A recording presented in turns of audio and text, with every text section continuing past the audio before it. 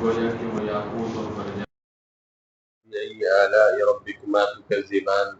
تم اپنے پروردگار کی کون کون سی نعمت کو جھٹلاؤ گے؟ هل جزاء الاحسان الا الاحسان، نیکی کا بدلہ نیکی کے سوا کچھ نہیں ہے۔ فبأي آلاء ربکما تکذبان، تم اپنے پروردگار کی کون کون سی نعمت کو جھٹلاؤ گے؟ جنت کی نعمتوں کا تذکرہ چل رہا تھا گزشتہ 2-3 دنوں سے۔ اس سے پہلے والی آیات جن میں یعنی جنت میں جو جنتیوں کو نعمتیں پیش کی جائیں گی، جن میں خاص طور پہ ان کے بچھونوں کا ذکر تھا کہ بہترین قسم کے ان کے وہاں بچھونے ہوں گے اور ٹیک لگا کے وہاں بیٹھے ہوئے ہوں گے، ان کی مسندیں، ان کا تذکرہ ہوا۔ اور پھر اللہ رب العالمین ان کے دل لبھانے کے لیے وہاں پہ ان کو حوریں بھی عطا فرمائیں گے، اور حوروں کی ایک صفت یہ بیان کی تھی کہ وہ نظریں جھکانے والی ہیں۔ نظریں جھکانا، اس پر بہت تفصیل سے گزشتہ دروس میں بات ہو گئی کہ جنت کے اندر بھی وہ حوریں نظریں جھکائے گی، اور اسی سلسلے میں آپ کے سامنے دنیا کے اندر نظر جھکانا اور اس کی عظمت اور اس کی فضیلت بھی آپ کے سامنے بیان کی تھی کہ اللہ رب العالمین کا یہ بہت بڑا احسان ہے کہ اگر کسی انسان کو، مومن آدمی کو نصیب ہو جائے کہ اس کی نظریں جھکی ہوئی ہوں، وہ بد نظری نہ کرے۔ نظروں کا جھکانا یہ دل کی صفائی کی نشانی، جو آدمی جس کی نظر جتنی جھکی ہوئی ہوگی اس کا اتنا دل صاف ہوگا، دل کا برتن صاف ہوگا۔ کیونکہ نظر ایک ایسی چیز ہے، سب سے پہلے نظر پڑتی ہے، اور پھر اس نظر کی وجہ سے پھر دل گندا ہوتا ہے، اور جب دل گندا ہوتا ہے تو پھر کسی چیز میں جی نہیں لگتا، چاہے وہ نماز ہو، چاہے وہ روزہ ہو، چاہے وہ مناجات ہو، چاہے وہ دعائیں ہوں، چاہے کوئی بھی نیکی کا کام ہو، بلکہ دنیا کا کام بھی کیوں نہ ہو، وہ ایسا بندہ نہ دین کے کام کا رہتا ہے نہ دنیا کے کام کا رہتا ہے، کیونکہ اس کو یکسوئی تو ہے نہیں، سکون تو ہے نہیں، دل کے اندر کچھ اور بھرا ہوا ہے، دل کہیں اور ہے، توجہ ہی نہیں ہوگی اپنے کام کی طرف، اپنے کاج کی طرف، تو نہ تو وہ دین کی طرف سے ترقی کر سکتا ہے، نہ دنیا کی طرف سے ترقی کر سکتا ہے۔ صرف اس ایک نگاہ کو محفوظ کر لے، اللہ رب العالمین اس کے ذریعے سے اس کے لیے بڑے راستے کھول دیں گے۔ آگے فرمایا، دیکھیں حوریں جو ہے یہ اللہ رب العالمین نے اپنی دست قدرت سے ان کو پیدا فرمایا ہے، اور قرآن پاک کی جو آیتیں ہیں جنت کی، بہاریں، نعمتیں، ان کا مذاکرہ ضرور کرنا چاہیے۔ یعنی گویا کہ بعض حضرات نے اس کو اس چیز سے تعبیر کیا ہے، شوق وطن سے، کہ مومن آدمی کا وطن کیا ہے؟ وہ جنت ہے، جنت ہے، مومن کا وطن جنت ہے۔ دنیا میں تو بس عارضی طور پہ رہ رہا ہے، کچھ پتہ نہیں ہے کہ اس کا بلاوا کب آ جائے اور یہ قبر میں پہنچ جائے، تو اصل تو اس کا وطن وہ جنت ہے۔ تو اب جنت کا شوق کیسے پیدا ہوگا؟ اس کے لیے محنت کرنا، اس کے لیے کیا کہتے ہیں، کاوش کرنا۔ تو جب قرآن کی یہ آیتیں ہم پڑھا کریں گے، اس کا مذاکرہ کریں گے، اور جنت کے متعلق جو آپ صلی اللہ علیہ وسلم کے فرامین ہیں، احادیث ہیں، ان کا ہم مذاکرہ کریں گے، اپنے بچوں میں بھی کریں، گھر میں کریں، محفلوں میں کریں، مجلسوں میں کریں، کیوں؟ تاکہ ہمارے اندر یہ شوق پیدا ہو کہ اللہ نے ایک بہترین مستقبل ہمارے لیے تیار کر رکھا ہے، اور وہ بہترین مستقبل جو ہے اس کے لیے محنت کرنا پڑے گی۔ پھر آدمی جب یہ چیزیں پڑھتا ہے تو اس کو شوق بھی پیدا ہوتا ہے، وہ گناہوں سے بھی بچتا ہے۔ یہ حوریں جو ہوں گی جنت کی، یہ ایک جگہ جمع ہوا کریں گی، اور پھر کیا کہتے ہیں، گائیں گی۔ کیا گائیں گی؟ ان کا ایک گانا بھی ہے، نغمہ، جس کو آپ نغمہ کہہ سکتے ہیں، اشعار۔ ان میں یہ کہیں گی اس نغمے کے اندر، نحن الخالدات فلا نموت ابدا، ہم ہمیشہ ہمیشہ رہنے والی ہے، کبھی نہیں مریں گی۔ وَنَحْنُ النَّاعِمَاتِ فَلَا نَبْعَثُ أَبَدًا، اور ہم تو نعمتوں میں رہنے والی ہے، اور کبھی بھی کیا کہتے ہیں پریشانی نہیں طاری نہیں ہوگی، دکھ اور تکلیف نہیں اٹھائے گی، ہمیشہ ہمیشہ۔ جیسے کہتے ہیں نا کہ کوئی آدمی کہتے ہیں مجھے لگژری لائف چاہیے، انجوائے کرنی ہے زندگی، اور بہترین والی زندگی، وہ زندگی تو جنت کی زندگی ہے، دنیا کی زندگی نہیں ہے۔ وَنَحْنُ الرَّاضِيَاتِ فَلَا نَسْخَطُ أَبَدًا، اور ہم تو راضی رہنے والی ہیں، کبھی ناراض نہیں ہوگی۔ جنت کے اندر تو ناراضگی کا سوال ہی پیدا نہیں ہوگا، جنت میں کوئی کسی سے ناراض نہیں ہوگا، کوئی بھی کسی سے ناراض نہیں ہوگا۔ کسی کے دل میں کسی کے بارے میں کینہ نہیں ہوگا، حسد نہیں ہوگا، بغض نہیں ہوگا۔ جی دنیا میں تو یہ ہوتا ہے نا کہ فلاں کے پاس یہ چیز آ گئی، یہ چیز آ گئی، یہ چیز آ گئی، کوئی حسد کی بیماری میں چل رہا ہے، کوئی کس میں چل رہا ہے، تو کسی پہ کیا کہتے ہیں ہاں گور گور کے اللہ نے اگر اس کو تھوڑی سی نعمت دے دی تو اس کے پیچھے پڑ گیا، فلاں ہی ہو گیا وہ۔ یہ دنیا کے اندر تو یہ ساری چیزیں ہوتی ہیں، لیکن جنت میں کچھ بھی نہیں ہوگا۔ اللہ تبارک و تعالی وہاں دل کو پاکیزہ بنا دیں گے، صاف ستھرا بنا دیں گے، بلکہ جنت کے اندر جتنے بھی جنتی ہوں گے، اور ان میں جو ادنا ترین جنتی بھی ہوگا نا، اس کے دل میں بھی وہ بھی اپنے آپ کو بہت بڑا بادشاہ سمجھے گا، اس کے دل میں بھی کسی دوسرے کے بارے کے اندر یہ نہیں آئے گا کہ میں فلاں سے کمتر ہوں یا یہ ہے وہ ہے۔ اللہ رب العالمین سب کو نوازیں گے اور سب کو کیا کہتے ہیں اتنا دیں گے کہ کسی کے دل میں یہ خیالات اس طرح کی چیزیں نہیں ہوں گی، وہاں سکون ہی سکون ہوگا۔ فرمایا وَنَحْنُ الرَّاضِيَاتِ فَلَا نَسْقَطُ أَبَدًا، اور یہ حوریں کہیں گی ہم تو خوش ہونے والی ہیں، راضی ہونے والی ہیں، فَلَا نَسْقَطُ أَبَدًا، اور ہم کبھی بھی ناراض نہیں ہوں گی۔ اور یہ بات تو آپ نے سنی ہوگی، قرآن پاک کی بعض آیات کی تفسیر میں اہل علم بیان بھی کرتے ہیں۔ جب جنت کی نعمتیں آتی ہیں نا، جنت وہ ہے کہ جس کے نیچے نہریں بہتی ہیں، اس میں ہمیشہ ہمیشہ رہیں گے، ہاں وہاں جنتیوں کے لیے پاکیزہ صاف ستھری بیویاں ہیں، یہ ازواج مطہرہ، ہاں ازواج مطہرہ، صاف ستھری بیویاں۔ صاف ستھری بیویاں کا مطلب کیا ہے کہ دنیا کے اندر جو عورتیں ہیں بیماریاں ہوتی ہیں، ماہواری کا خون ہے، کبھی نفاس کا خون ہے، جی اور طرح طرح کی بیماریاں فلا فلا، لیکن جنت کے اندر جب کیا کہتے ہیں وہ جو بیویاں ملیں گی، چاہے وہ دنیا والی بھی تو دونوں ملیں گی، وہ حسن و جمال میں ان سے اچھی ہوں گی، تو وہاں پر یہ چیزیں نہیں ہوں گی، وہ صاف ستھری ہوں گی، نہ ماہواری کا خون ہوگا، نہ دوسرے یہ چیزیں ہوں گی، نہ جیسے ناک سے وہ چیز نکلتی ہے وہ بھی نہیں، اس طرح کی چیزیں، تو بالکل صاف ستھری۔ اور جنت کی نعمتوں میں ایک نعمت کا تذکرہ پھر قرآن پاک میں یہ کیا جاتا ہے وَرِضْوَانٌ مِّنَ اللَّهِ أَكْبَرُ، وَرِضْوَانٌ مِّنَ اللَّهِ أَكْبَرُ، اور رضوان ہے اللہ کی طرف سے اکبر، یعنی رضوان اکبر ہے۔ کیا مطلب رضوان؟ یعنی رضامندی، خوشنودی،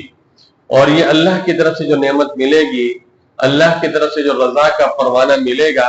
تو اس سے بڑھ کر جنتیوں کے لیے اور کون سا پروانہ ہو سکتا ہے اور کون سی نعمت ہو سکتی ہے کہ رب العالمین اہل جنت سے یہ کہہ دیں گے کہ میں تم سے راضی ہوں اور ناراض نہیں ہوں۔ جب یہ اہل جنت کو گارنٹی مل جائے گی کہ اللہ رب العالمین ہم پہ کبھی بھی ناراض نہیں ہوں،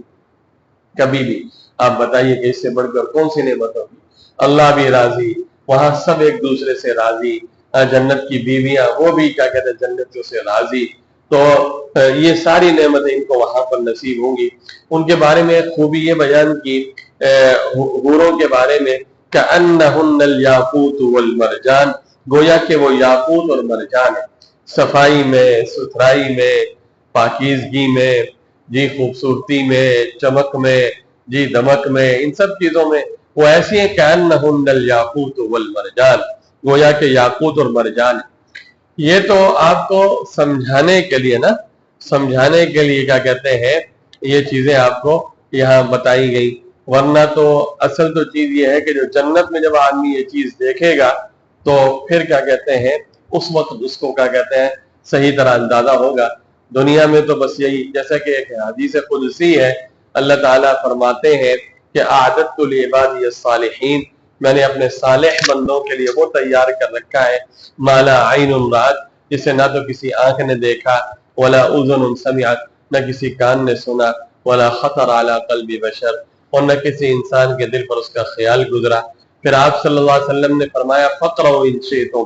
کہ اگر تم اس بات کی تصدیق چاہتے ہو تو یہ آیت پڑھو، الف لام میم السجدہ کی آیت آپ نے پڑھی، تم اکثر جمعے کے دن بھی پڑھتے ہیں، فلا تعلم نفس ما اخفی لهم من قرۃ اعین جزاء بما كانوا يعملون، فلا تعلم نفس ما اخفی لهم من قرۃ اعین، کوئی نفس نہیں جانتا جو اس کے آنکھوں کی ٹھنڈک کے لیے جو چھپا کے رکھی گئی ہے جو چیز، اس کو دنیا میں اس کو نہیں پتا کہ اللہ نے کیا کیا چھپا کے رکھا ہے، یہ جزاء بما كانوا يعملون، بدلہ اس کو وہ جو عمل کیا کرتے تھے۔ تو یہ اللہ رب العالمین نے یہ نعمتیں یہ مومنین کے لیے تیار کر رکھی ہیں۔ آگے فرمایا حل جزاء الاحسان الا الاحسان، نیکی کا بدلہ نیکی کے سوا کچھ نہیں۔